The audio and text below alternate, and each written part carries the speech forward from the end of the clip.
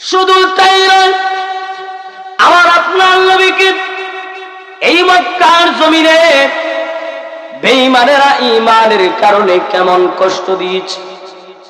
একদিন আল্লাহর নবী মুহাম্মদুর রাসূলুল্লাহ সাল্লাল্লাহু আলাইহি ওয়াসাল্লাম মসজিদে নববীতে আল্লাহর নবী নামাজরত অবস্থায় এমনি মক্কার সবচেয়ে বড় বেঈমান টেররিস্ট উকবা ইবনে আবি মুঈত আল্লাহর নবী যখন সিজদারত অবস্থায় এই মুহূর্তে মক্কার সবচেয়ে বড় সন্ত্রাসী উকবা ইবনে আবি মুঈত একটা গামছা অথবা মাফলা লাগাইয়া আমার আপনার নবীকে পিছন দিক থেকে হেসকা টান শুরু করে দিয়েছে।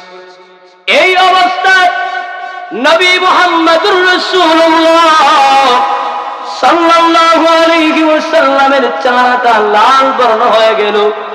নবী আমার যেন শ্বাসরুদ্ধ হয়ে গেলেন, যেন রাসূল এই মুহূর্তেই মারা যাবে।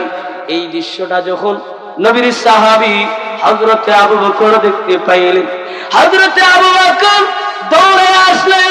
আবু বকর ঈশা নিজ হাতে ওই গামছাটা সরায়া দিলেন, নবীকে হেফাজত করলেন।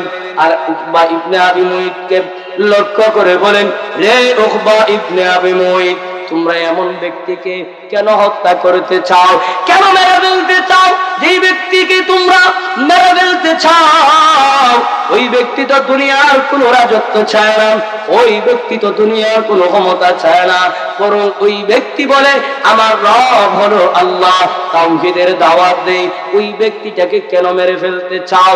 এই মুহূর্তে আমার আপনার নবী আদরের দুলালি ফাতেমা রাদিয়াল্লাহু আনহা, ছোট্ট বাচ্চা ফাতেমা রাদিয়াল্লাহু আনহা দৌড়ে আসছেন, চোখের পানি ছেড়ে বলেন, রে উকবা ইবনে আবি মুঈত, আমার আব্বা কি দোষ করেছে রে?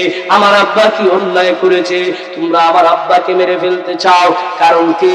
এমনি উকবা ইবনে আবি মুঈত বলে রেখে বলে, রে ফাতেমা, শোনো শোনো শোনো, তোমার আব্বা আমাদের ধন দৌলত মেরে নেয় নাই, তোমার আব্বা আমাদের চা দহন করতে চায় না, তোমার আব্বা ক্ষমতা চায় না, কিন্তু তোমার আব্বা আমাদের জানের দুশমন। কারণ হলো তোমার আব্বা তাওহীদের দাওয়াত দেয়, তোমার আব্বা দ্বীনের কথা বলে, তোমার আব্বা এক আল্লাহর দাওয়াত দেয়। আর এক আল্লাহর দাওয়াত দেওয়ার কারণে আমরা যে মূর্তি পূজা করি, আমাদের বাপ দাদা যে মূর্তি পূজা করে, এই মূর্তির বিরুদ্ধে যায়, মানুষ আমাদেরকে আনফলো করে দিবে, আমাদেরকে অনফলো করে। কিন্তু তোমার আব্বার দাওয়াতের কারণে ওই সমস্ত মানুষেরা আমাদেরকে ছেড়ে যাবে, আমাদের নেতাগিরি চলে যাবে, আমাদের ক্ষমতাগিরি ছুটে যাবে।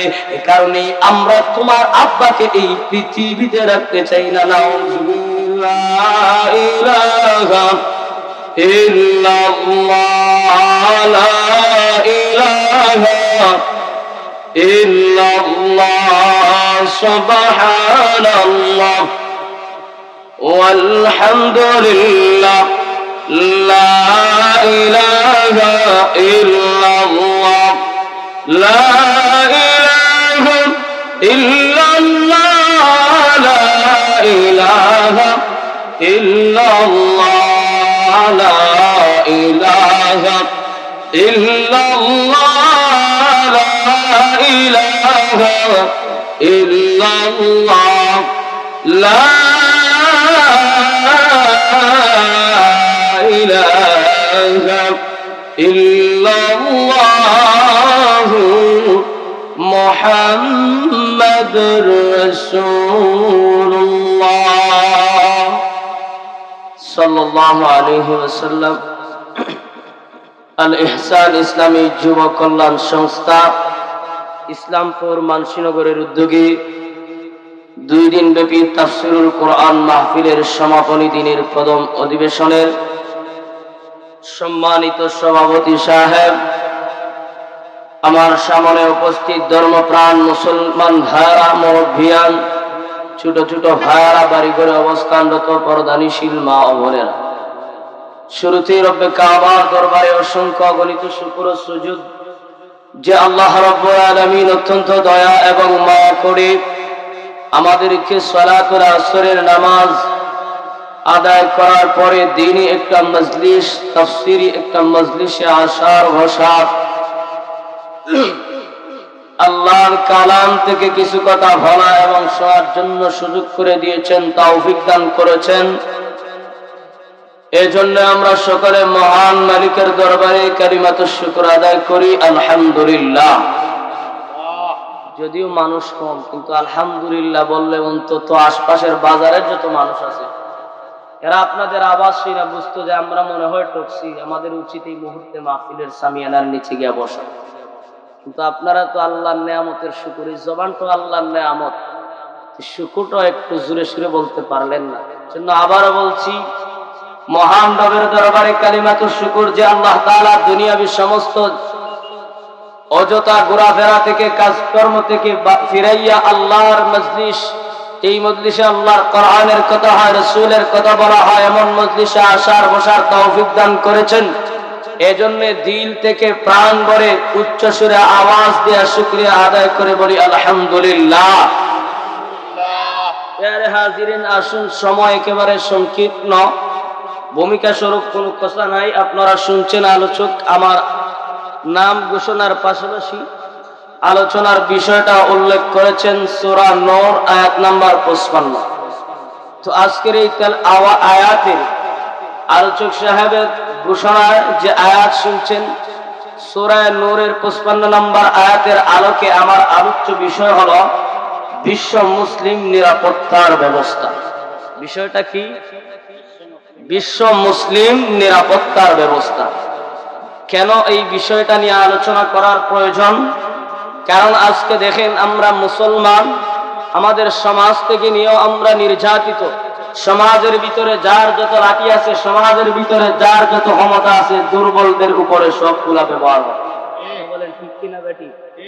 সমাজের ভিতরে যার টাকা আছে, সুদগুর ঘুষখোর, সেই সমাজের নেতা। বাস্তব না অবাস্তব? একইভাবে আমাদের দেশে এই সমাজ বলেন, সমাজের মধ্যে মুসলমান নির্যাতিত, রাষ্ট্রের মধ্যে মুসলমান নির্যাতিত।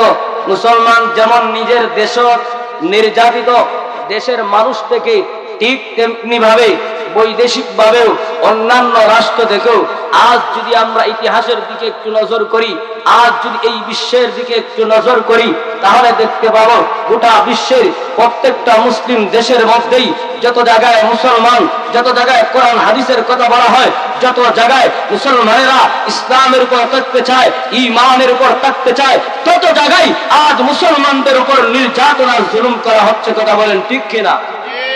কেন মুসলমানদের উপরে কেন আজ এত জুলুম আর নির্যাতন? কি হারাইলাম? কি কারণে আজ মুসলমানদের নিরাপত্তা হারাইলো? কেন আজ মুসলমান এত নির্যাতিত হলো?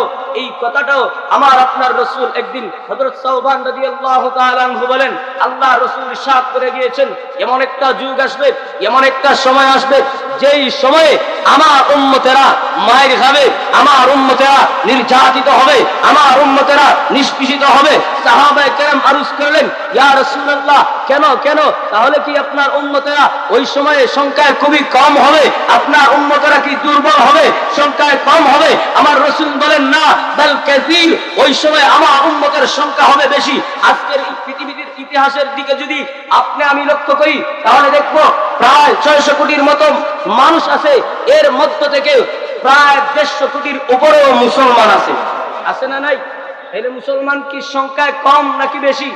এর পরও মুসলমান নির্যাতিত হয়। ওই সময় আল্লাহ রাসূলকে সাহাবী প্রশ্ন করলেন, ইয়া রাসূলুল্লাহ, তাহলে কি মুসলমান সংখ্যায় কম থাকার কারণে মার খাবে? সংখ্যায় কম থাকার কারণে কি মুসলমান নির্যাতিত হবে? আমার আপনার রাসূল বলেন, না ও সাহাবী, শুনো, না না, কম থাকার কারণে নয়, বরং ওই সময় আমার উম্মতেরা সংখ্যায় বেশি হবে। তাহলে মার খাবে কেন? আল্লাহর রাসূল বলেন, ওয়াহান। ওয়াহান আবার কি? সাহাবায়ে কেরাম প্রশ্ন করলেন, ইয়া রাসূলুল্লাহ, ওয়াহান কি? রাসূল বলেন, ওয়াহান হলো দুই জিনিসের নাম, একটা হলো দুনিয়ার মহব্বত, আর একটা হলো মৌতের ভয়। অর্থাৎ আমার আপনার রাসূল বলেন, যখন আমার উম্মতের ভিতরে দুনিয়ার লোভ লালসা ঢুকে যাবে, দুনিয়ার ভালোবাসা ঢুকে যাবে এবং মওতকে তারা ভয় করতে শুরু করবে, তখন আমার উম্মতেরা সংখ্যায় অধিক হওয়ার পর ঈমানওয়ালারা নাস্তিক আর বেঈমানদের কাছে নির্যাতিত হবে। কেন? কয় কারণে? দুই কারণে। এর মধ্যে একটা হলো দুনিয়ার মহব্বত, আর একটা হলো মরণের ভয়। কারণ এই দুনিয়াটাই হলো সমস্ত গুনাহের মূল। দুনিয়ার মহব্বত যার অন্তরে ঢুকছে ওই ব্যক্তি দুনিয়া কামাই করতে রাজি, দুনিয়া হাসিল করার জন্য যা যা করার প্রয়োজন সব করতে প্রস্তুত, কিন্তু ঈমান টিকায় রাখার জন্য তা করতে প্রস্তুত না। দেখেন না, এই পৃথিবীর দিকে শুধু বাংলাদেশের ইতিহাসের দিকে যদি একটু নজর করেন তাহলে দেখেন এই 15 বছরের ইতিহাসে যারাই যা কিছু করছে তার মূল উদ্দেশ্যটাই ছিল দুনিয়া। এরা চাইছিল দুনিয়ার রাজত্ব, চাইছিল দুনিয়ার ভোগ বিলাসিতা, যার কারণে ইসলামকে অপেক্ষা করে নাই, কোরআন হাদিসকে অপেক্ষা করে নাই, ইসলামপন্থীদের উপর আঘাত করেছে, ইসলামপন্থীদের উপর জুলুম আর নির্যাতন করেছে, সর্বশ্রেণীর দুর্বল মানুষদের উপর আক্রমণ করেছে, আঘাত করেছে, জুলুম করেছে, যার কারণে আমার আল্লাহ এই সমস্ত নবীদেরকে যেমন ভাবে নেস্তনাবুদ করে নিয়েছেন, এমন ভাবে আল্লাহ এদেরকে ধ্বংস করেছেন। বর্তমানে এদের নামটা মুখে নিতে হলে মানুষ ঘৃণা বলে না, কথা বলেন ঠিক কিনা? তাইলে যারা লাঞ্ছিত হয়েছে, যাদের ধ্বংস হয়েছে, কেন? এদেরও মূল টার্গেট ছিল দুনিয়া।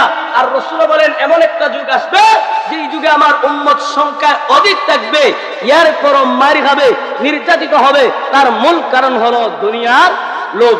2 নম্বর হলো মৃত্যুর ভয়। বলতে পারেন মৃত্যুর ভয় কি করার দরকার নয়? না না, কারণ ইমানদার যারা এরা মৃত্যুকে ভয় করে না।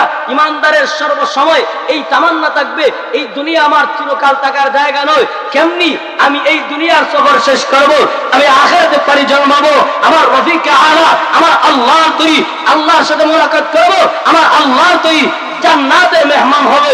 সব সময় ইমানদার বান্দার এই চিন্তা এই চেতনা থাকবে, সে কখনো মরণকে ভয় করতে পারে না।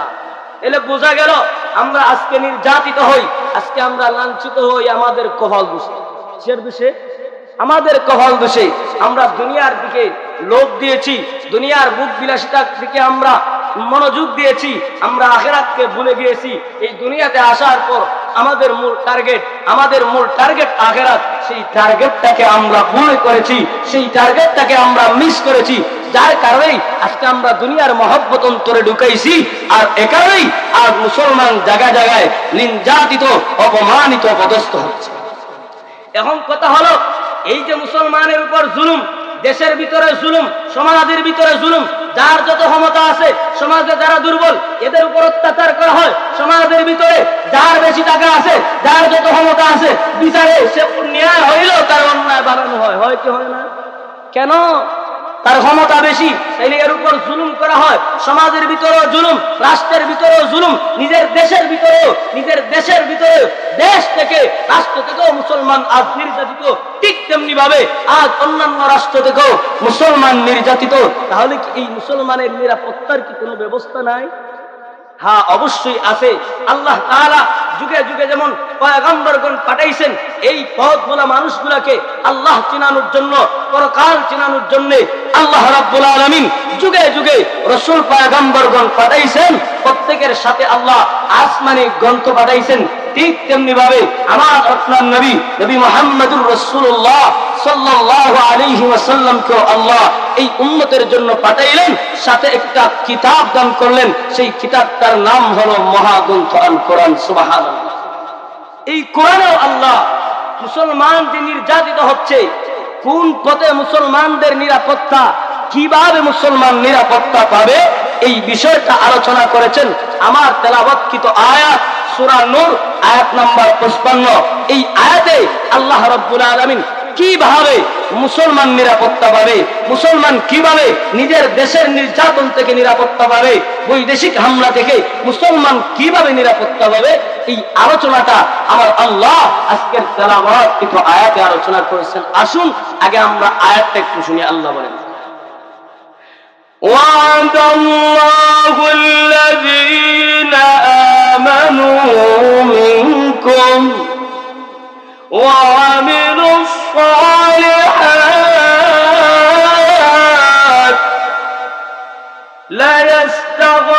ليستخلفنهم في الأرض كما استخلف الذين من قبلهم وليمكنن لهم دينهم الذي ارتضى لهم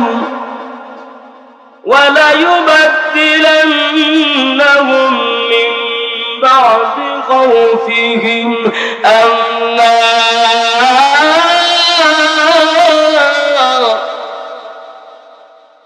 يعبدونني لا يشركون بي شيئا ومن كفر بعد ذلك فأولئك هم الفاسقون এই হলো সূরা নূরের 55 নম্বর আয়াত। এই আয়াতে আল্লাহ রাব্বুল আলামিন বিশ্ব মুসলিমের নিরাপত্তার ব্যবস্থা আলোচনা করেছেন। কিভাবে মুসলমান নিরাপত্তা পাবে, কিভাবে মুসলমান সমাজের ভিতরে নিরাপত্তা আসবে, কিভাবে মুসলমান রাষ্ট্রের ভিতরে নিরাপত্তা আসবে, মুসলমান শান্তিতে থাকবে, মুসলমানদের উপর নির্যাতিত হবে না, মুসলমানদের উপর জুলুম হবে না। আসুন খুবই সংক্ষেপে এই আয়াতটার মূল আলোচনা বুঝতে গেলে আমাদেরকে এই আয়াতের শানে নুজুলটা বুঝতে হবে। এই আয়াতের শানে নুজুল সম্পর্কে তাফসীরে কুরতুবীতে আল্লামা কুরতুবী রাহমাতুল্লাহি আলাইহি বলেন, আল্লাহ রাসূল সাল্লাল্লাহু আলাইহি ওয়াসাল্লাম যখন মক্কার জিন্দেগি 13 বছর নবুয়ত প্রাপ্ত হওয়ার পরে 13 বছর মক্কায় কাটাইলেন। এই 13 বছরটা ছিল আমার আপনার নবীর জন্য বড় কষ্টের। এই 13 বছরটা ছিল কি রাসূলের জন্য বড় কষ্টের। এই 13 বছর নবীর উপর নির্যাতন, সাহাবায়ে কেরামের উপর নির্যাতন, জুলুম আর জুলুম, নির্যাতন আর নির্যাতন, এমন নির্যাতন আমার আপনার নবী নামাজ পড়তে গেছেন এই সময়ও বেঈমানেরা মক্কার উটের পচা গান্দা নারী বুড়ি আমার আপনার নবীর মাথার উপর রেখে দিত না। শুধু তাই নয়, আমার আপনার নবীকে এই মক্কার জমিনে বেঈমানেরা ঈমানের কারণে কেমন কষ্ট দিয়েছে। একদিন আল্লাহর নবী মুহাম্মদুর রাসূলুল্লাহ সাল্লাল্লাহু আলাইহি ওয়াসাল্লাম মসজিদে নববীতে আল্লাহর নবী নামাজরত অবস্থায় এমনি মক্কার সবচেয়ে বড় বেঈমান টেররিস্ট উকবা ইবনে আবি মুঈত আল্লাহর নবী যখন সিজদারত অবস্থায় এই মুহূর্তে মক্কার সবচেয়ে বড় সন্ত্রাসী উকবা ইবনে আবি মুঈত একটা গামছা অথবা মাফলা লাগাইয়া আমার আপনার নবীকে পিছন দিক থেকে হেসকা টান শুরু করে দিয়েছে। এই অবস্থায় নবী মুহাম্মদুর রাসূলুল্লাহ সাল্লাল্লাহু আলাইহি ওয়াসাল্লামের চেহারাটা লাল বর্ণ হয়ে গেল। নবী আমার যেন শ্বাসরুদ্ধ হয়ে গেলেন, যেন রাসূল এই মুহূর্তেই মারা যাবে। এই দৃশ্যটা যখন নবীর সাহাবী হযরতে আবু বকর দেখতে পাইলেন, হযরতে আবু বকর দৌড়ে আসলেন। আবু বকর ঈশা নিজ হাতে ওই গামছাটা সরায়া দিলেন, নবীকে হেফাজত করলেন। আর উকবা ইবনে আবি মুঈতকে লক্ষ্য করে বলেন, রে উকবা ইবনে আবি মুঈত, তোমরা এমন ব্যক্তিকে কেন হত্যা করতে চাও, কেন মেরে ফেলতে চাও? যে ব্যক্তিকে তোমরা মেরে ফেলতে চাও ওই ব্যক্তি তো দুনিয়ার কোন রাজত্ব চায় না, ওই ব্যক্তি তো দুনিয়ার কোন ক্ষমতা চায় না, বরং ওই ব্যক্তি বলে আমার রব হলো আল্লাহ, তাওহীদের দাওয়াত দেই। ওই ব্যক্তিটাকে কেন মেরে ফেলতে চাও? এই মুহূর্তে আমার আপনার নবী আদরের দুলালি ফাতেমা রাদিয়াল্লাহু আনহা, ছোট্ট বাচ্চা ফাতেমা রাদিয়াল্লাহু আনহা দৌড়ে আসতেন, চোখের পানি ছেড়ে বলেন, রে উকবা ইবনে আবি মুঈত, আমার আব্বা কি দোষ করেছে রে, আমার আব্বা কি অন্যায় করেছে, তোমরা আমার আব্বাকে মেরে ফেলতে চাও? কারণ কি? এমনি উকবা ইবনে আবি মুঈত বলে দেখে বলে, রে ফাতেমা, শোনো শোনো শোনো, তোমার আব্বা আমাদের ধন দৌলত মেরে নেয় নাই, তোমার আব্বা আমাদের চা দহন করতে চায় না, তোমার আব্বা ক্ষমতা চায় না, কিন্তু তোমার আব্বা আমাদের জানের দুশমন। কারণ হলো তোমার আব্বা তাওহীদের দাওয়াত দেয়, তোমার আব্বা দ্বীনের কথা বলে, তোমার আব্বা এক আল্লাহর দাওয়াত দেয়। আর এক আল্লাহর দাওয়াত দেওয়ার কারণে আমরা যে মূর্তি পূজা করি, আমাদের বাপ দাদা যে মূর্তি পূজা করে, এই মূর্তির বিরুদ্ধে যায়, মানুষ আমাদেরকে আনফলো করে দিবে, আমাদেরকে অনফলো করে। কিন্তু তোমার আব্বার দাওয়াতের কারণে ওই সমস্ত মানুষেরা আমাদেরকে ছেড়ে যাবে, আমাদের নেতাগিরি চলে যাবে, আমাদের ক্ষমতাগিরি ছুটে যাবে। এই কারণে আমরা তোমার আব্বাকে এই পৃথিবীতে রাখতে চাই না। নাউজুবিল্লাহ। এমন ভাবে আমার আপনার নবীর উপর নির্যাতন শুরু হয়ে গেল। মক্কায় 13টা বছর নির্যাতিত হচ্ছেন। এবার আল্লাহর নির্দেশ হলো, রাসূল মক্কা থেকে মদিনায় হিজরত করলেন। মক্কা থেকে 500 কিলোমিটার জায়গা, একটা জায়গা, এই জায়গার নাম হলো ইসরাফ, যেটাকে মদিনা বলা হয়, বর্তমান নাম মদিনা। ওই জায়গায় রাসূল রওনা দিলেন। আমার আপনার রাসূল যখন ওই জায়গায় রওনা দিলেন, প্রতিমধ্যেই রাসূল পিছনের দিকে তাকাইয়া চোখের পানি ছাড়লেন আর আফসোস করলেন, হায় রে, আমার জন্মভূমি আজকে ছাড়তে হচ্ছে। যে জন্মভূমি, যে মক্কায় আমার জন্ম, যে মক্কায় আমার বাপ দাদার ভিটা, ওই ভিটাটা আজকে আমার ছাড়তে হচ্ছে। আমার গোষ্ঠীর লোকেরাই আমার উপর জুলুম আর নির্যাতন করতেছে। এই নির্যাতনের শিকার হয়ে আমার আপনার নবী যখন মদিনায় হিজরত করলেন, মদিনার লোকেরা সাদরে গ্রহণ করলো। কিন্তু এরপরও মুশরিকেরা আমার আপনার নবীর উপর জুলুমে আর ষড়যন্ত্র কিন্তু কম করে নাই। ওই মক্কা থেকেই বেঈমানেরা ষড়যন্ত্র শুরু করে দিল, মুসলমানদের উপর আক্রমণ শুরু করে দিল। আমার আপনার নবী একতরফা মক্কায় 13 বছর মার খাইলেন, কোনো জবাব দিলেন না। বলতে পারেন মনে হয় সংখ্যায় খুব কম ছিলেন। না না, দরজা শক্তি বাড়ানোর জন্য আল্লাহর হুকুম হয় নাই, এ কারণে 13 বছর কোনো মার নাই। মদিনায় গেলেন, যাওয়ার পরও প্রাথমিক অবস্থায় কোনো মারামারি নাই। এরপরও মুসলমানদের উপর জুলুম আর নির্যাতন, কিন্তু আল্লাহ পাল্টা মার দেওয়ার অনুমতি দেন নাই। তার কারণ হলো যে শরীয়ত সম্পর্কে যাতে সাহাবীরা বিজ্ঞ হয়, শরীয়ত সম্পর্কে যাতে সাহাবায়ে কেরাম পরিপূর্ণভাবে আল্লাহর বিধিবিধান বুঝে ধৈর্য শক্তি বাড়ে। এ কারণে আল্লাহ তাৎক্ষণিকভাবে প্রতিঘাত করার জন্য আল্লাহ যুদ্ধের ঘোষণা দেন নাই। দেখা গেল কয়েক বছর শুরু হয়ে গেল, ওই মদিনায় যাওয়ার পরও শান্তি নাই, মুসলমানদের উপর জুলুম আর নির্যাতন শুরু করতেছে। এবার আল্লাহ একটা পর্যায়ে আল্লাহ ঘোষণা দিলেন, ও নবী, একতরফা মক্কায় 13টা বছর মার খাইছেন, মদিনায় আইসাও শান্তিতে নয়, অতএব আর এখন বসে থাকার সময় নয়। রাসূল আপনাদের উপর যদি আক্রমণ করে, এবার আপনারাও পাল্টা আঘাত করেন, প্রতিঘাত করেন, আত্মরক্ষা করেন, অর্থাৎ আপনারা এখন থেকে জিহাদ করেন। সুবহানাল্লাহ। জিহাদের হুকুম হয়ে গেল, শুরু হলো জিহাদ। আল্লাহ রাসূল জিহাদ করেন। এখন দেখা গেছে এই পরিমাণের জিহাদ বাড়তে শুরু হয়েছে। এক যুদ্ধ থেকে আসার পরে এখনো শরীরের রক্ত শুকায় নাই, আবার আরেক যুদ্ধের ডাক এসে যায়। একের পর এক যুদ্ধ। সাহাবায়ে কেরাম আমার আপনার নবীর কাছে যাইয়া বলেন, ওগো নবী, মক্কায় একতরফা 13টা বছর মার খাইলাম, কোনো জবাব দেই না, আমাদের উপর জুলুম আর নির্যাতন করলো, কিন্তু এই মদিনায় আইসেও শান্তিতে নয়। যুদ্ধ শুরু হইলো, কিন্তু দেখা যায় এক যুদ্ধ শেষ হয় না, রক্ত এখনো শুকায় নাই, আরেকটা যুদ্ধের ডাক আসে পড়ে। ওগো নবী, তাহলে আমাদের মুসলমানদের নিরাপত্তা কবে হবে? ওগো নবীজি, মুসলমানরা কবে নিরাপত্তার সাথে বসবাস? কথাটা বুঝছেন? সাহাবায়ে কেরাম কি বললেন? ওগো নবী, কখন মুসলমানদের নিরাপত্তা আসবে, কখন মুসলমানেরা শান্তিতে থাকতে পারবে? যখন সাহাবায়ে কেরাম আমার আপনার নবীকে এই কথা বললেন, তখন তাদেরকে সান্ত্বনা দিতে গিয়া আল্লাহ সাহাবায়ে কেরাম এর কথার জবাবে আমার তেলাওয়াতকৃত আয়াত সূরা নূরের 55 নম্বর আয়াত কানা নাযিল করে দিলেন। সুবহানাল্লাহ। আল্লাহ বলেন, وعد الله الذين آمنوا منكم وعملوا الصالحات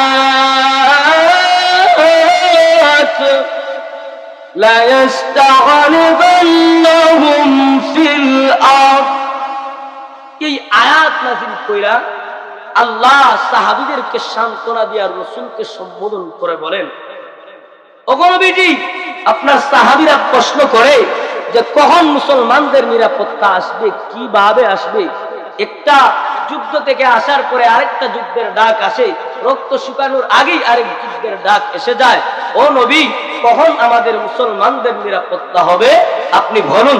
তখন আল্লাহ এই তেলাওয়াত কিন্তু আয়াত নাযিল কইরা আল্লাহ মুসলমানদেরকে, আল্লাহ বিশ্ব নবীকে সম্বোধন কইরা নবীর সাহাবীদের সাথে 3টা জিনিসের ওয়াদা করলেন। ও সাহাবীরা, আমি আল্লাহ তোমাদের এই 13 বছরের একতরফা মার আর মদিনায় আইসা যুদ্ধ একের পর এক, অর্থাৎ একতরফা মার, আর এখন শুরু হইলো পাল্টা মারামারি। এই যে দুঃখ কষ্ট নির্যাতন তোমাদের উপর, এই দুঃখ কষ্ট থেকে নির্যাতন থেকে তোমাদের মুক্তির জন্য, তোমাদের এই কষ্টের জন্য, তোমাদের এই ত্যাগের বিনিময়ে আমি আল্লাহ তোমাদের সাথে, তোমরা সহ কিয়ামত পর্যন্ত আনেওয়ালা সমস্ত বান্দাবান্দির জন্য তিনটা জিনিসের ওয়াদা করলাম। সুবহানাল্লাহ। যখন এই তিনটা জিনিস প্রকাশিত হয়ে যাবে, যখন এই তিনটা জিনিস আপনার উম্মতেরা পেয়ে যাবে, তখন মুসলমানদের উপর আক্রমণ করা তো দূরের কথা, কোন নাস্তিক আর বেঈমান মুসলমানদেরকে নিয়ে চোখ রাঙায় কথা বলার দুঃসাহস দেখাতে পারবে না। সুবহানাল্লাহ। এখন আল্লাহ তাআলা যে এই আয়াতে তিনটা জিনিসের ওয়াদা করলেন, সাহাবায়ে কেরাম বিনিময় দিচ্ছেন কি? 13 বছর একতরফা মার খাইছেন, মদিনার জিন্দেগিতে যুদ্ধ করেছেন, রক্ত দিয়েছেন। এই যুদ্ধ রক্ত দেওয়ার বিনিময়ে আল্লাহ তিনটা জিনিসের ওয়াদা করেছেন। এখন আমরা যে কিছুই দিলাম না, আমরা কি মাগনা পাইব? না, অবশ্যই আমাদের কয়েকটা জিনিস দিতে হবে। আল্লাহ কিন্তু এই তেলাওয়াত আয়াতের শুরুতেই বলছেন আমাদের অবশ্যই একটা জিনিস দিতে হবে। একেবারে কলা সুলাই আমাদের দেন নাই, বরং কলাটা সুলাই আমাদের খাইতে হবে। একটা জিনিস আমাদেরকে দিতে হবে। আসলে যেটা আমাদের দেওয়া, আল্লাহর যে পাওনা, মূলত আমরা এই জিনিসটা আসলে পালন করি না। যদি আমরা পালন করতে পারতাম, যেটা দেওয়ার সেটা যদি দিতে পারতাম, আল্লাহ যেমন সত্য, আল্লাহর ওয়াদাও সত্য। যদি আমরা আমাদের যেটা দেওয়া কর্তব্য, আমাদের দায়িত্ব, যেটা আমাদের দেওয়া ওয়াজিব, সেটা যদি আমরা দিতে পারতাম, আজও এই বিশ্বে কোন বেঈমান আমাদের সমাজের ভিতরে বলেন, রাষ্ট্রের ভিতরে কোন নাস্তিক আর বেঈমান ইসলামপন্থীদের উপর আঘাত করা তো দূরের কথা, তাদের সামনে চোখ রাঙায় কথা বলারও দুঃসাহস দেখাইত। কিন্তু মূলত আমরা যে জিনিস দেওয়া সেটা দেই না। আমাদের কি দিতে হবে এই জিনিসটা পরে বলবো। আগে আসুন আল্লাহ তিনটা জিনিসের যে ওয়াদা করেছেন, তিনটা জিনিস কি আল্লাহ বলেন।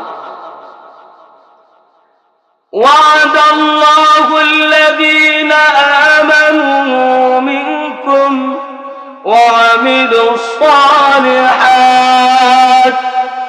لَيَسْتَخْلِفَنَّهُمْ فِي الْأَرْضِ كَمَا اسْتَخْلَفَ الَّذِينَ مِنْ قَبْلِهِمْ। এই হলো একটা ওয়াদা। 2 নাম্বার আল্লাহ বলতেছে وَلَيُمَكِّنَنَّ لَهُمْ دِينَهُمُ الَّذِي ارْتَضَىٰ لَهُمْ। এই হলো 2 নাম্বার ওয়াদা। وَلَيُبَدِّلَنَّ لَهُم مِّن بَعْدِ خَوْفِهِمْ أَمْنًا। এই হলো তিনটা ওয়াদা। আল্লাহ তিনটা জিনিসের ওয়াদা করেছেন। এই তিনটা জিনিস যখন মুসলমান পেয়ে যাবে, তখন মুসলমান দেশের ভিতরে, মুসলমান রাষ্ট্রের ভিতরে নিরাপত্তা চলে আসবে। মুসলমান পরিপূর্ণভাবে শান্তিতে বসবাস করবে। সুবহানাল্লাহ। প্রথমটা আল্লাহ বলেন لا يستخلفنهم في الأرض كما استخلف الذين من قبلهم। আল্লাহ বলেন অগণবিজি আমি আল্লাহ সূরা নূরের 55 নম্বর আয়াতে কারিমা নাযিল করে আপনার সাহাবীদের সাথে তিনটা জিনিসের ওয়াদা করলাম গো। আপনার সাহাবীরা মক্কায় 13টা বছর মার খাইছে। মদিনায় আসার পরে আবার যুদ্ধ শুরু হয়ে গেছে, একের পর এক যুদ্ধ শুরু হয়ে গেছে। নবী গো, আপনার সাহাবীরা বুঝি প্রশ্ন করি কখন মুসলমান শান্ত হবে, কখন মুসলমানের নিরাপত্তা আসবে। আমি আল্লাহ আপনার সাহাবীদের এই কষ্ট আর ত্যাগের বিনিময়ে আপনার সাহাবীদের সাথে আমি আল্লাহ তিনটা ওয়াদা করলাম। শুধু তাদের সাথে সীমাবদ্ধ নয়, বরং কিয়ামত পর্যন্ত সমস্ত বিশ্ব মুসলিমের সাথে আমি আল্লাহ এই তিনটা নিরাপত্তার ব্যবস্থা করলাম, তিনটা ওয়াদা করলাম। নবী গো, এই তিনটা জিনিস যখন আপনার উম্মতেরা পেয়ে যাবে, তখন গোটা বিশ্ব মুসলিমের নিরাপত্তার ব্যবস্থা হয়ে যাবে। 1 নম্বরে আল্লাহ বলেন লাস্তাগলিবান্নাহুম ফিল আরদ। নবীজি আপনার সাহাবীদেরকে জানা দিন, তারা যে এই ত্যাগ স্বীকার করেছে, 13টা বছর মক্কায় মারি খাইছে, আবার মদিনায় আসার পরও শান্তি পায় নাই, যুদ্ধ আর তাদের উপর শুরু হয়ে গেছে, রক্ত দিতে হয়েছে। এক যুদ্ধ থেকে আসার পরে রক্ত শুকায় নাই, আরেকটা যুদ্ধের ডাক এসে গেছে। তো দেখো আমি আল্লাহ তাদের এই ত্যাগের বিনিময়ে তারা সহ কিয়ামত পর্যন্ত আনওয়ালা উম্মতের জন্য 3টা ওয়াদা করলাম। 1 নম্বর ওয়াদা হলো আস্তাগলিবান্নাহুম ফিল আরদ, আমি আল্লাহ আপনার উম্মতকে জমিনের মধ্যে, ফিল আরদ জমিনের মধ্যে শাসন ক্ষমতা দান করব। সুবহানাল্লাহ। অবনবীজি আপনার উম্মতেরা, আপনার সাহাবীরা এক তরবাজে মায়ের খাইল, এক তরবাজে রক্ত দিল, আবার মদিনার জিন্দেগিতে যুদ্ধ করলো, রক্ত দিতে হইল। এই রক্তের বিনিময়ে আমি আল্লাহ তারা সহ কিয়ামত পর্যন্ত আরেওয়ালা উম্মতকে 3টা জিনিস দিব, এর ওয়াদা। এর মধ্যে একটা হলো আমি আল্লাহ আপনার উম্মতকে জমিনের মধ্যে খলিফা বানাইব, শাসন ক্ষমতা তাদের হাতে তুলে দিব। 1 নম্বরে আল্লাহ জমিনের মধ্যে আপনার উম্মতদেরকে আমি তাদেরকে কি দেব? খেলাফতি দিব, শাসন ক্ষমতা দিব, আমি আল্লাহ তাদেরকে খলিফা বানাই। এখন ভাই খলিফা বানাইবেন, খলিফা কি? খলিফা বলা হয় যিনি আল্লাহর বিধান মতে রাষ্ট্র পরিচালনা। এখন আল্লাহর বিধানে রাষ্ট্র পরিচালনার জন্য খলিফা হওয়ার জন্য 2 জিনিস দরকার। আমার সাথে বলেন তো, খলিফা হওয়ার জন্য কয় জিনিস দরকার? 2 জিনিস।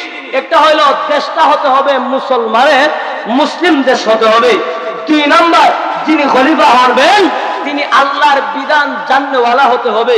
আল্লাহর বিধান কোরআন চাই না, আল্লাহর কোরআন অনুযায়ী আল্লাহর বিধান মতে রাষ্ট্র পরিচালনা করতে হবে। এখন আল্লাহর বিধান কারা জানে? আল্লাহর কোরআন কারা জানে? ওই এমপি মন্ত্রীরা। কি বলেন? নাকি যারা এই কোরআন শিক্ষা করে, যারা নবুয়তের ইলম, আল্লাহর নবীর ইলম সিনা ধারণ করে, আল্লাহর কোরআনের উপর আমল করে, যারা কোরআনের ইলম যাদের কাছে আছে, ওই সমস্ত ব্যক্তিরাই হলো প্রকৃত সাহেবে কোরআনওয়ালা, এরাই হলো কোরআনওয়ালা। এবং আল্লাহ যে বললেন লা ইস্তাখলিফান্নাহুম ফিল আরদ, আমি আল্লাহ জমিনে তাদের হাতে শাসন ক্ষমতা দিব। এখন খলিফা বানাইব, খলিফা কাদেরকে বানাইবেন? যারা খেলাফতি জানে, অর্থাৎ যারা আল্লাহর বিধান জানে। আল্লাহর বিধান কারা জানে? এর মর্ম হলো উলামায়ে কেরাম। কারা জানে? উলামায়ে কেরাম।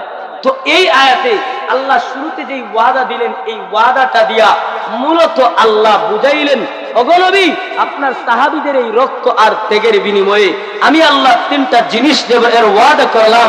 1 নম্বরে আপনার উম্মতদেরকে আমি আল্লাহ জমিনের মধ্যে তাদের হাতে শাসন ক্ষমতা দিব, তাদেরকে খেলাফতি দিব, তাদেরকে আমি আল্লাহ রাষ্ট্র ক্ষমতা পরিচালনার ক্ষমতা দিব। অর্থাৎ কাদের হাতে? উলামায়ে কেরামের হাতে। সুবহানাল্লাহ বলবেন না? কারণ উলামায়ে কেরাম যখন রাষ্ট্র পরিচালনা করবে, তখন কিন্তু টেবিলের নিচে হাত নাই। দেখবেন সমাজের ভিতরে দাড়ি পাকতে পাকতে কারণ নাভির নিচ পর্যন্ত আসে। এখন বলতে পারেন আমি মনে হয় আশপাশের ঘটনা বলতেছি, আশপাশের নয়, বরং আমি যখন মৌলভীবাজার করতাম, তো ওই দেখতাম 5 ওয়াক্ত নামাজ পড়ে একজনের দাড়িতে একেবারে নাভি বরাবর লম্বা। আমার ধারণা ওই ব্যক্তিটা বড় আল্লাহওয়ালা, কিন্তু খোঁজ নিয়ে দেখি এই ব্যক্তি বিচারা বুঝায়। এমনকি আমার সচক্ষে একদিন আমি লজিতে এখানে আসতেছি দুপুর বেলায়, আসরের 8টায়, ওই দিন এরা তাস খেলা নাকি গাফলা খেলা দেখতে বলে, হাওরের মধ্যখানে এরা গাফলা খেলতেছে আর পুলিশ ওদেরকে ধরছে। আমি আশ্চর্য হইলাম, যাদের প্রতি এত ধারণা ছিল যে আল্লাহওয়ালা মানুষ নাভির নিচ পর্যন্ত দাঁড়িয়ে আসছে, এরা কেমনে এটা করে? তাইলে বোঝা গেল শুধু দাড়ি থাকলে আর বিচার করলে আল্লাহওয়ালা হওয়া যায় না। আল্লাহওয়ালা হওয়া যায় না। সমাজ পরিবর্তন করতে গেলে, সমাজে আল্লাহর আইন বাস্তবায়ন করতে গেলে অবশ্যই আল্লাহর আইন বিধিবিধান জাননেওয়ালা হতে হবে। আর এই সমাজকে পরিবর্তন করতে গেলে অবশ্যই আল্লাহর কোরআন জানতে হবে। আল্লাহর কোরআন যেই না, আল্লাহর কোরআনের বিধান মতো সমাজ পরিচালনা করতে হবে। আল্লাহ বলেন, ও নবী আপনার সাহাবীদের এই ত্যাগের বিনিময়ে, কষ্টের বিনিময়ে আমি আল্লাহ 3টা জিনিস দেওয়ার ওয়াদা করলাম। 1 নাম্বার, আপনার উম্মতকে আমি আল্লাহ জমিনের মধ্যে খলিফা বানাইব, অর্থাৎ এই জমিনের শাসন ভার আপনার উম্মতের উলামায়ে কেরামের হাতে দিব। সুবহানাল্লাহ। 2 নম্বরে আল্লাহ বলেন ওয়ালা ইউমাক্কিনান্না লাহুম দীনাহুম আল্লাযী ইরতাদা লাহুম, আল্লাহ বলেন ওগো নবীজি, এক নম্বরে এই জমিনের ভিতরে আপনার সাহাবীদের ত্যাগের বিনিময়ে, আপনার সাহাবীদের কষ্টের বিনিময়ে আমি আল্লাহ তিনটা জিনিস দিব। এক নম্বরে এই জমিনের ভিতরে আমি আল্লাহ রাষ্ট্রের ক্ষমতা আপনার উম্মতের উলামায়ে কেরামের হাতে দিব। কারণ উলামায়ে কেরামের হাতে দিলে উলামায়ে কেরাম সুরের কি শাস্তি এই সম্পর্কে জানে, উলামায়ে কেরাম জিনার কি শাস্তি এই সম্পর্কে জানে। এক কথায় উলামায়ে কেরামের হাতে যখন শাসন ক্ষমতা আসবে, উলামায়ে কেরামের হাতে যখন শাসন ক্ষমতা আসবে, তখন খাটের নিচে তেল লুকাইবে না, তখন পাবলিকের টয়লেট মারা হবে না। এক কথায় রাষ্ট্রের সমাজের ভিতরে যে মানুষ তার হক অনুযায়ী যা পার প্রাপ্য সবগুলা ঠিক মতো পাবে এবং সমাজ ও রাষ্ট্র পরিপূর্ণভাবে সুন্দর মতে আল্লাহর বিধান মতো চলবে। নবী গো, এক নম্বরে আমি আল্লাহ এই জমিনের ভিতরে এই জমিনের শাসন ক্ষমতা আপনার উলামায়ে কেরামের হাতে দিব। দুই নম্বরে আল্লাহ বলেন ওয়ালা ইউমাক্কিনান্না লাহুম দীনাহুমুল্লাযী ইরতাদা লাহুম। আল্লাহ বলেন নবী গো, আমি আল্লাহ তোমাদের জন্য এই জমিনে আমি আল্লাহ দ্বীনকে প্রতিষ্ঠিত করে দিব। দুই নম্বর আল্লাহ বলেন, দুই নম্বর ওয়াদা যে আল্লাহ বলেন যে ও নবী, আপনার সাহাবীদের ত্যাগের বিনিময়ে যে দুই নম্বর ওয়াদা করলাম, দুই নম্বর ওয়াদাটা হলো আমি আল্লাহ আপনার উম্মতদের জন্য দ্বীনকে প্রতিষ্ঠিত করে দিব যা আমার পছন্দনীয়, অর্থাৎ আল্লাহর মনোনীত দিন ইসলাম। এই ইসলামটাকে আল্লাহ প্রতিষ্ঠিত করে দিবেন, আল্লাহ এই ইসলামকে প্রতিষ্ঠিত করে দিবেন, আল্লাহ এই ইসলামকে বিজয় দান করবেন, ইসলামকে প্রতিষ্ঠিত করবেন। এর মানে কি, এর মর্ম কি? তিনটা অর্থ। আল্লামা তাফসীরকারক উবাইদুল্লাহ সিন্নি রহমতুল্লাহি আলাইহি তাফসীরে ইনকিলাবের মধ্যে তিনটা কথা লিখছেন। আল্লাহ দ্বীনকে সুদৃঢ় করে দিবেন, ইসলামকে প্রতিষ্ঠিত করবেন, এর তিনটা ব্যাখ্যা লিখছেন। একটা হলো দ্বীনকে প্রতিষ্ঠিত করবেন, দ্বীনকে আল্লাহ বিজয় করবেন, দ্বীনকে প্রতিষ্ঠিত করে দিবেন। এর এক অর্থ হলো দলিল প্রমাণের মাধ্যমে ইসলাম ধর্ম যে সঠিক ধর্ম, ইসলাম ধর্ম যে একমাত্র শান্তির ধর্ম, ইসলাম ধর্ম যে একমাত্র মানবতার মুক্তির ধর্ম, শ্রেষ্ঠ ধর্ম, এটা দলিল প্রমাণের মাধ্যমে, এই দলিল প্রমাণের মাধ্যমে এটা প্রমাণিত করে দিবেন। এই যে এটা একটা হলো এক নম্বর ব্যাখ্যা। উবাইদুল্লাহ সিন্নি রহমতুল্লাহি আলাইহি বলেন দ্বীনকে আল্লাহ প্রতিষ্ঠিত করে দিবেন, এর এক অর্থ হলো দলিল প্রমাণের মাধ্যমে ইসলাম ধর্ম সঠিক এটা প্রমাণিত হবে। এই জিনিসটা কিন্তু নবীর যুগে সাহাবায়ে কেরামের যুগে সংক্ষেপে বলি প্রমাণিত হয়ে গেছে। দুই নম্বর ব্যাখ্যা হলো আল্লাহ যে বললেন ওগো নবী, আপনার উম্মতের জন্য আমি আল্লাহ দ্বীনকে প্রতিষ্ঠিত করে দিব, আমি আল্লাহ দ্বীনকে প্রতিষ্ঠিত করে দিব। এর দুই নম্বর ব্যাখ্যা হইল এমন একটা সময় আসবে, এই সময়ে এই আল্লাহর জমিনের ভিতরে, খোদার জমিনে কোন নাস্তিক আর বেঈমান পা ফালানোর মতো ক্ষমতা রাখবে না। সুবহানাল্লাহ। এই জিনিসটা ভবিষ্যতে, অর্থাৎ যখন ঈসা আলাইহিস সালাতু ওয়াস সালাম দ্বিতীয় আসমানে আল্লাহ উঠায় রাখছেন, ঈসা আলাইহিস সালাম এই জমিনে আগমন করবেন, আমার আপনার নবীর উম্মত হয়ে ঈসা আলাইহিস সালাতু ওয়াস সালাম এই পৃথিবীতে আসার পরে যখন ঈসা আলাইহিস সালাতু ওয়াস সালামের কাছে একজন মানুষ নতজানু হয়, তারা ঈসা আলাইহিস সালাতু ওয়াস সালামের কাছে ঈমান আনবে, ঈসা আলাইহিস সালাতু ওয়াস সালামের কাছে সারেন্ডার হয়ে নত স্বীকার হবে। আরেকজন যারা স্বীকার করবে না, এরা ধ্বংস হয়ে যাবে, জায়গায় মারা যাবে। অর্থাৎ ওই সময়ের অবস্থা হবে এমন, যারা ইসলাম মানবে না এরা কেউ এই পৃথিবীতে থাকবে না। আর একজন ঈসা আলাইহিস সালামকে গ্রহণ করবে, তাওবা গ্রহণ করে ঈমান গ্রহণ করবে, কিন্তু ওই সময়ে কোন বেঈমান ইহুদি খ্রিস্টান নাসারা থাকবে না। আর আল্লাহ যে বললেন আমি আল্লাহর দ্বীনকে প্রতিষ্ঠিত করে দিব, উবাইদুল্লাহ সিন্নি রাহমাতুল্লাহি আলাইহি বলেন এর দ্বারা উদ্দেশ্য হলো ঈসা আলাইহিস সালাতু ওয়াস সালাম যখন এই পৃথিবীতে আগমন করেন, তখন ওই সময় অবস্থা হবে এমন, তখন কোনো বেঈমান থাকবে না, তখন মুসলমান আর মুসলমান থাকবে। ওই সময় মুসলমানদেরকে তো কাফেরেরা নির্যাতন করা দূরের কথা, তাদের সাথে কথা বলার, চোখ রাঙায় কথা বলার দুঃসাহস দেখাতে পারবে না। সুবহানাল্লাহ। এই হলো দুইটা। তিন নম্বর ব্যাখ্যা হলো যেটা আমাদের দরকার, আমরা এখন নির্যাতিত হই, আমরা এখন নির্যাতিত হচ্ছি। উবাইদুল্লাহ সিন্নি রাহমাতুল্লাহি আলাইহি বলেন যে আল্লাহ বলতেছেন যে আমি আল্লাহ তোমাদের জন্য দ্বীনকে, আল্লাহ তোমাদের জন্য দ্বীনকে প্রতিষ্ঠিত করে দিব। এর তিন নম্বর ব্যাখ্যা হলো অর্থাৎ দ্বীন ইসলামকে পরিপূর্ণ করব।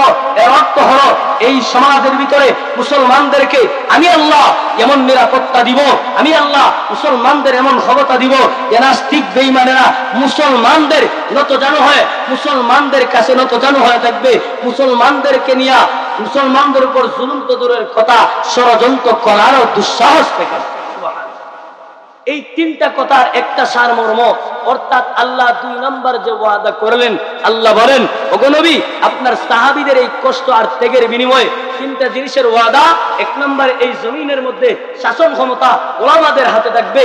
2 নম্বরে আমি আল্লাহ দ্বীনকে প্রতিষ্ঠিত করে দিব, অর্থাৎ এই জমিনের ভিতরে আমি আল্লাহ মুসলমানদের হাতে পরাশক্তি দান করবো। সুবহানাল্লাহ। আচ্ছা বলেন, যদি উলামাদের হাতে রাষ্ট্র ক্ষমতা থাকে, আল্লাহর বিধান মতে যদি দেশ পরিচালিত হয়, ওই দেশে চুরি হবে, জিনা হবে, ব্যভিচার হবে, যারা টেবিলের নিচে হাত ঢুকে পকেট গরম করে এদের পকেট গরম হইব না। এক কথায় যত অন্যায় অনাচার জুলুম নির্যাতন সব কিছু কিন্তু বন্ধ হয়ে যাবে। 2 নম্বরে দিনকে প্রতিষ্ঠিত করে দিবেন, অর্থাৎ পরাশক্তি আল্লাহ মুসলমানদের হাতে দিবেন। মুসলমানদের হাতে যখন আল্লাহ এই পরাশক্তিটা দিয়ে দিবেন, তখন নাস্তিক বেঈমানেরা ইসলামকে নিয়ে ব্যঙ্গ করা তো দূরের কথা, মুসলমানদের উপর নির্যাতন করা তো দূরের কথা, তখন সমাজের পাতি নেতারা দুর্বলদের উপর আক্রমণ করা তো দূরের কথা, তখন সমাজের হুমরা সুন্দরা দুর্বলদের উপর আক্রমণ করা তো দূরের কথা, এদের দিকে চোখ রাঙা তাকানোর দুঃসাহস করবে না। 3 নম্বর আল্লাহ বলেন যে আমি আল্লাহ 3 নম্বর ওয়াদা করতেছি, ওগো নবী ওয়ালা ইউবাদদিলান্নাহুম মিন বাদি খাউফিহিম আমনা ইয়াবুদুনানি লা ইউশরিকুনা বি শাইআ ওয়া মান কাফারা বা'দা যালিকা ফাউলাইকা হুমুল ফাইজুন। ফাসিকুন সময় খুবই সংকীর্ণ, অর্থাৎ আল্লাহ 3 নম্বরে বলেন ওগো নবীজি আপনার উম্মতেরা আমাদের বর্তমান যে অবস্থা, আমরা নির্যাতিত হচ্ছি। সাহাবায়ে কেরাম নবীর কাছে প্রশ্ন করলেন, ও নবী মক্কায় 13 বছর নির্যাতিত হইলাম, আমাদের উপর জুলুম আর নির্যাতন করা হলো, মদিনায় এসেও শান্তি নাই, এরা আমাদের উপর আক্রমণ করে যুদ্ধ করতে হচ্ছে, একের পর এক যুদ্ধ করতে হচ্ছে, একের পর এক যুদ্ধ করতে হচ্ছে। এক যুদ্ধ থেকে আসার পরে শরীরের রক্ত এখনো শুকায় নাই, আরেকটা যুদ্ধের ডাক আসে যায়, ও নবী তখন মুসলমানদের নিরাপত্তা আসবে। আল্লাহ বলেন এই যে ভয় আপনার উম্মতের ভিতরে, সাহাবাদের ভিতরে, ওগো নবী আমি আল্লাহ ওয়াদা দিলাম আপনার উম্মতের অন্তর থেকে আমি আল্লাহ এই ভয়টা সরায় নিব। কাফির কুফফারদের ভয় আপনার উম্মতের অন্তর থেকে সরে যাবে, বিনিময়ে আমি আল্লাহ আপনার উম্মতদের শান্তি আর নিরাপত্তা দিয়ে দিব। সুবহানাল্লাহ। কয়টা ওয়াদা? 3টা জিনিস পাওয়া গেলে মুসলমানদের নিরাপত্তা হবে। 1 নম্বর সংক্ষেপে বলি যে মুসলমানদের শাসন ক্ষমতা, এই জমিনের শাসন ক্ষমতা, রাষ্ট্র ক্ষমতা যখন ওলামায়ে কেরামের হাতে আসবে আর ওলামারা আল্লাহর বিধান মতে রাষ্ট্র পরিচালনা করবে, তখন চুরি জিনা ব্যভিচার এক কথায় ইসলাম যা সমর্থন করে না, এক কথায় জুলুম নির্যাতন যাই হয় এই সবগুলা বন্ধ হয়ে যাবে।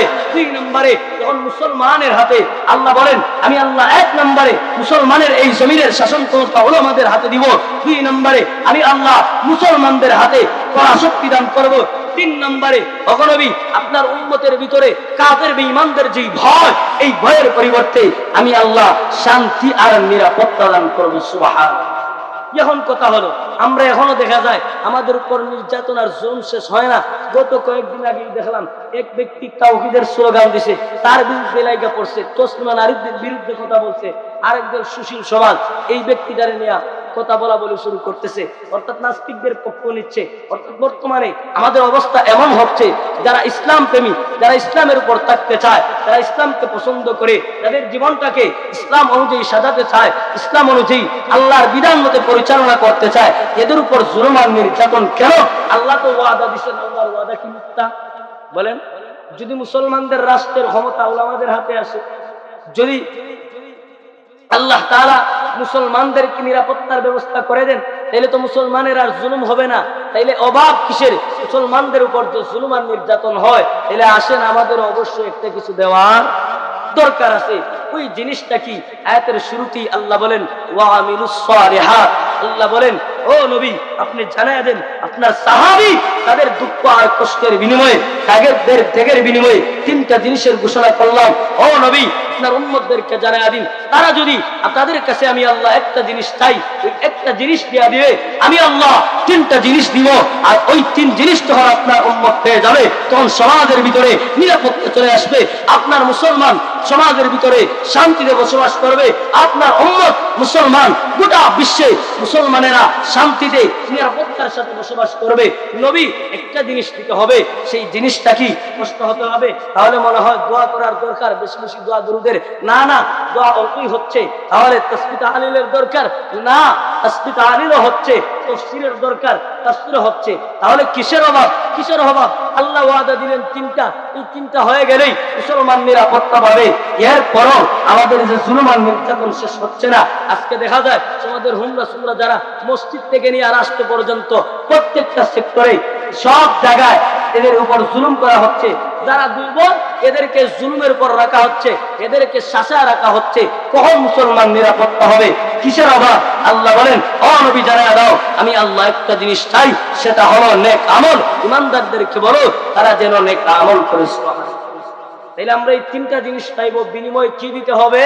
নেক আমল। এখন প্রশ্ন থাকতে পারে, নেক আমল, আমরা তো নামাজ পড়ি, আমরা তো রোজা রাখি, এই তো তাসবিহ হইছে, কম হইলেও আমরা আসলে নেক আমল তো করতেছি, আমাদের তো নেক আমল আছে, এরপরও কেন জুলুম আর নির্যাতন শেষ হয় না?